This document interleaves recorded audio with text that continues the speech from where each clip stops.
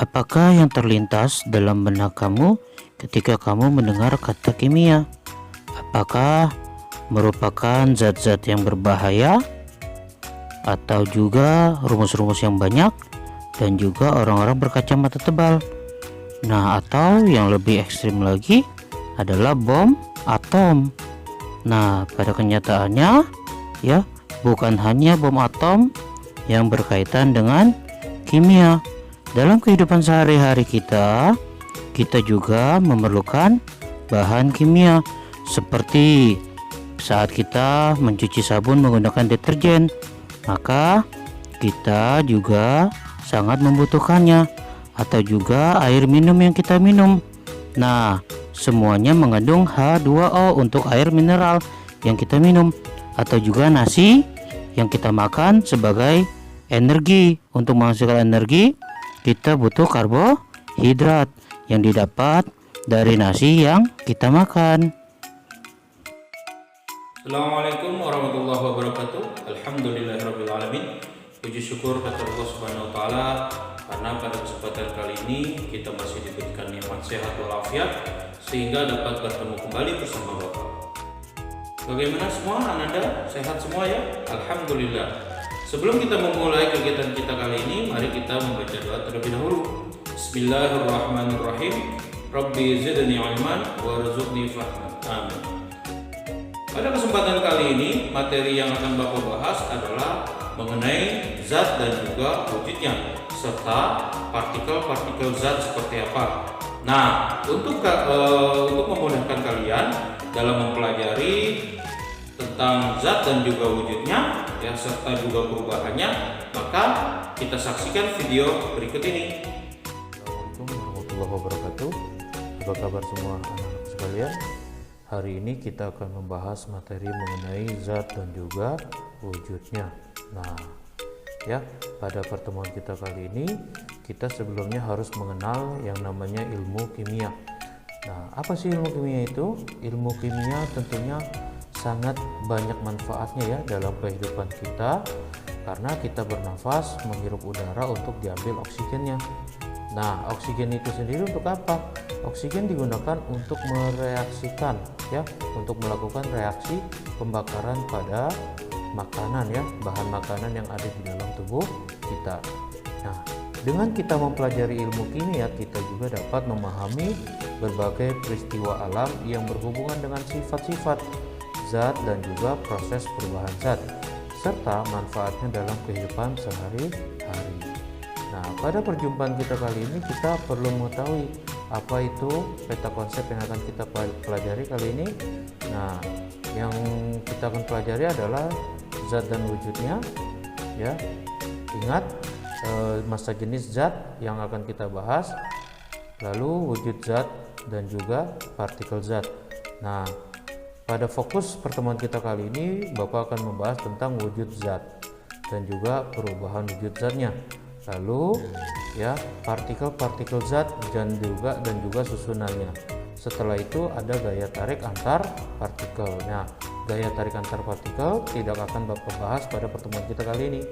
Yang akan kita bahas hanya wujud zat, perubahan wujud zat, partikel zat dan juga susunan dan gerak partikel zat. Yang perlu kalian ketahui pertama kali adalah apa itu pengertian zat. Nah, zat adalah sesuatu yang memiliki massa dan juga menempati ruang. Sesuatu benda ya yang memiliki massa dan juga menempati ruang, maka sesuatu itu disebut zat ya. Jadi perlu kalian ingat. Lalu wujud zat seperti apa saja sih? Nah, wujud zat ya memiliki 3 macam, yaitu yang pertama zat padat. Kalian tahu ya, zat padat contohnya adalah seperti ini. Di sini ada kayu, ada besi, ada batu. Nah, apa ciri-cirinya? Ciri-cirinya adalah bentuknya tetap, volumenya tetap, dan juga massanya tetap. Lalu yang kedua adalah zat cair. Ciri-cirinya bentuknya berubah sesuai dengan tempatnya, volumenya dan juga massanya tetap. Contohnya apa? Kita lihat di sini misalkan ada minyak ya, ada sirup dan juga ada air mineral atau air putih ya, air bening. Nah, yang ketiga adalah gas. Ciri-cirinya bentuk dan volumenya berubah sesuai dengan tempatnya. Masanya akan tetap, tapi bentuk dan volumenya sesuai tempatnya. Nah, contohnya adalah apa? Nah, jika kita aplikasikan ke dalam contoh, maka gas itu sulit sekali untuk dilihat. Namun, bukti adanya gas kita bisa lihat melalui ciri-ciri seperti ini ya. Contohnya seperti balon udara, ya, di dalamnya ada udara di sini ya.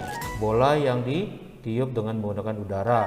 Lalu di sini ada misalkan ya plastik balon yang dipakai ada udaranya juga. Jadi gas itu walaupun tidak terlihat ya, tapi bisa dibuktikan dengan menggunakan beberapa bahan atau benda lainnya yang memerlukan gas. Nah, perubahan zat ya ada dua macam, yaitu perubahan kimia dan juga perubahan fisika. Apa itu perubahan kimia? Ya, perubahan kimia adalah perubahan zat yang menghasilkan zat jenis baru. Nah, ingat, menghasilkan zat jenis baru. Contohnya dari hasil pembakaran. Kayu ketika dibakar awalnya adalah utuh ya, seperti yang kalian pahami semua, bahwa kayu yang kalian kenal ketika dibakar maka akan menghasilkan arang ya. Lalu yang kedua, peragian atau fermentasi. Singkong yang difermentasikan dengan menggunakan ragi sehingga menjadi tape ya, atau kedelai yang difermentasikan sehingga menjadi tempe. Nah, yang ketiga adalah korosi atau karat pada besi ya. Karat pada besi terjadi karena apa? Karena adanya zat asam yang terkontaminasi dengan udara atau oksigen ya. Ciri-ciri perubahan kimia. Nah, yang keempat di sini adalah pelapukan ya. Pelapukan artinya daun-daunan ya, daun-daunan yang sehingga daun-daunan yang didiamkan akan menjadi lapuk atau menjadi tanah ya, seperti ini menjadi pupuk. Nah, ciri-ciri pada perubahan kimia itu apa? Ciri-cirinya adalah terjadi perubahan warna ya, terjadi perubahan warna. Lalu kedua, terjadi perubahan suhu. Yang ketiga, terjadinya endapan. Yang keempat, terjadinya pembentukan gas. Lalu perubahan fisika itu apa? Perubahan fisika adalah perubahan yang tidak menghasilkan jenis baru. Ciri-ciri perubahan fisika itu apa? Tidak menghasilkan zat baru, artinya zatnya masih tetap itu ya. Nah, contoh kayu pohon ya, yang tadinya berupa pohon panjang diubah menjadi meja, bangku. Nah, zatnya tidak berubah ya, zatnya tidak berubah tapi bentuknya berubah. Nah, lalu yang kedua, dapat kembali ke wujud asal. Yang ketiga, perubahan wujud ya. Yang keempat adalah kelarutan. Nah, lalu ya, yang kalian perlu kenal kembali adalah sifat perubahan wujud zat. Yang pertama, kita tahu zat itu ada padat ya, ada cair dan juga ada gas. Nah, untuk perubahan fase wujud zat ya, kalau kita lihat di sini ada 6 fase ya. Perubahan dari padat ke cair disebut dengan mencair atau melebur. Perubahan dari cair ke gas disebut dengan menguap. Perubahan dari gas ke padat disebut mengkristal. Lalu sebaliknya, dari padat ke gas akan disebut dengan menyublim ya. Dan perubahan dari gas ke cair adalah mengembun. Lalu dari cair ke padat dinamakan fase membeku ya. Nah, itulah fase-fase yang kalian bisa lihat. Lalu selanjutnya adalah mencair atau melebur. Perubahan wujud zat padat ya menjadi zat cair. Contohnya kita tahu ya, es batu yang didiamkan akan mencair jika didiamkan di suhu ruang. Lalu membeku itu apa? Perubahan wujud zat dari cair menjadi zat padat ya, jika kita masukkan ke dalam freezer ya atau kulkas. Nah, mengembun itu apa? Mengembun ya, perubahan wujud gas menjadi cair. Contohnya jika pagi hari ya kalian berolahraga, maka kalian bisa melihat ya dedaunan yang mengeluarkan air hasil fotosintesis ya. Itu adalah proses pengembunan. Lalu menguap itu apa? Menguap adalah perubahan wujud cair menjadi gas. Contohnya apa? Ya, air yang dimasak. Air yang dimasak didiamkan maka lama-kelamaan akan habis menguap. Nah, menyublim, perubahan wujud zat padat menjadi gas. Apa itu? Lihat ya, kamper biasanya, atau di sini belerang ya, belerang yang kristalnya yang padat, sehingga ketika didiamkan belerang itu akan menguap ya, menguap. Nah, atau juga kamper ya, dalam kehidupan sehari-hari kita kenal kamper yang ketika kita letakkan di lemari lama-kelamaan akan habis. Dia menyublim ya, dari padat menjadi habis atau gas. Oke. Yang selanjutnya adalah mengkristal. Mengkristal itu apa? Wujud gas ya yang menjadi padat. Contohnya kalian bisa lihat di sini ya. Nah, contohnya sama seperti kamper juga ya, atau pembentukan garam. Garam dari air laut ya, di sini garam dari air laut didiamkan ya sehingga dia mengeras. Nah, dari awalnya cair ya, garam tersebut didiamkan sehingga menjadi menguap. Ketika menguap dimanfaatkan ya dengan menggunakan cara tradisional, biasanya petani-petani garam ya. Nah, sehingga yang tadinya garam itu menjadi gas ya, dari cair menjadi gas menjadi padat ya, menjadi kristal seperti ini ya. Baik, kita lanjutkan partikel zat.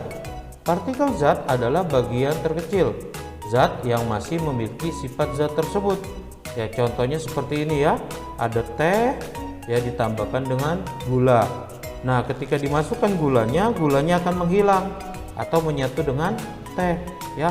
Nah, bagian terkecilnya si tehnya tetap ada utuh, tapi si gulanya menjadi bergabung dengan si zat teh tersebut ya. Ini dinamakan campuran untuk sifat campuran homogen ya. Jadi partikel zat yang digabungkan menjadi sifat campuran homogen. Nah, ada 3 partikel wujud zat ya, kalau kalian pernah mempelajari waktu di SD ya. Ada padat, cair, dan juga gas. Nah, sifat-sifatnya seperti apa? Lihat ya.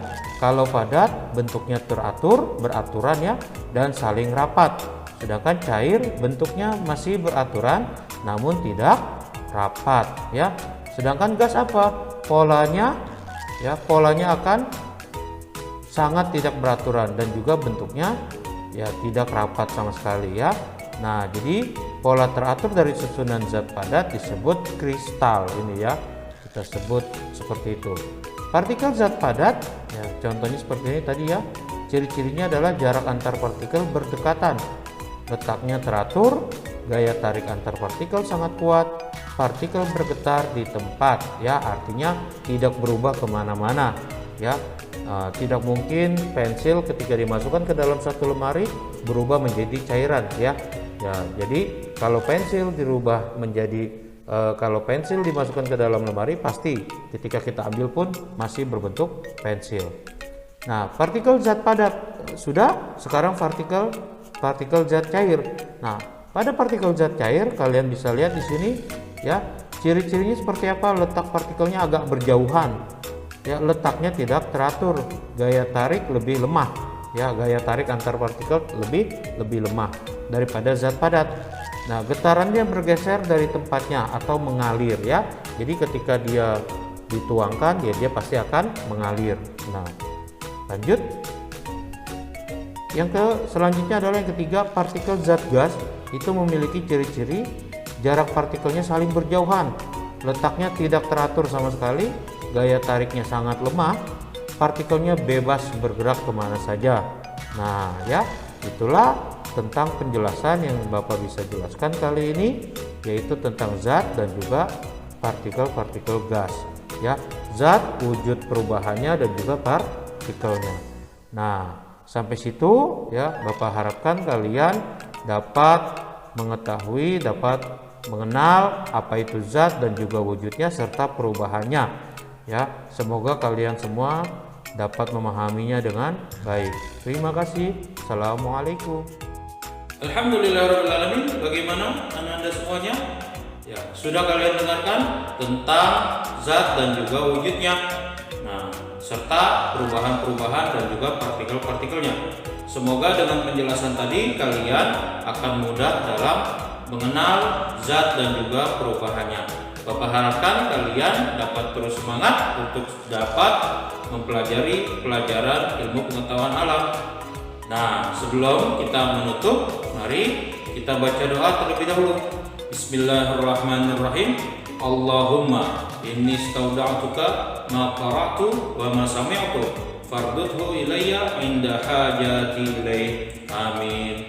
Mari kita tutup dengan membaca hamdalah alhamdulillahirabbil alamin dan juga doa penutup majelis. Subhanakallahumma wa bihamdika asyhadu an la ilaha illa anta astaghfiruka wa atubu ilaik. Wala afu minkum. Assalamualaikum warahmatullahi wabarakatuh.